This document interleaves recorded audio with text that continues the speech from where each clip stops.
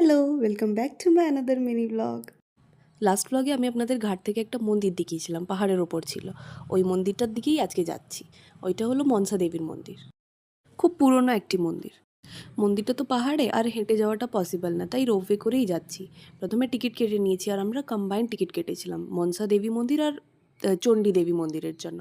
এই কথা বলতে বলতে মন্দিরে চলে আসলাম। বেশি টাইম লাগেনি, 10 মিনিটের মধ্যেই পৌঁছে গেছি মন্দিরে। मगन में नाचूं गाऊं तेरा जगराता मैं बालक तू माता शेरा वाली है टूटी ये नाता शेरा वाली है। মনসা দেবীর দর্শন তো খুবই ভালোভাবে হয়ে গেল। এই গাছটা নাকি খুবই পবিত্র, কেউ কিছু সত্যি মনে চেয়ে থাকলে নাকি ইচ্ছেটা পূরণ হয়। এইবারে যাব চণ্ডী দেবী মন্দিরে, আর ওটার জন্য আপনাদেরকে নেক্সট ব্লগ দেখতে হবে, কারণ এই ব্লগে এতটাই। ব্লগটা ভালো লেগে থাকলে লাইক করবেন, কমেন্ট করবেন, আর নতুন থাকলে প্লিজ প্লিজ প্লিজ সাবস্ক্রাইব করবেন। ভালো থাকুন, সুস্থ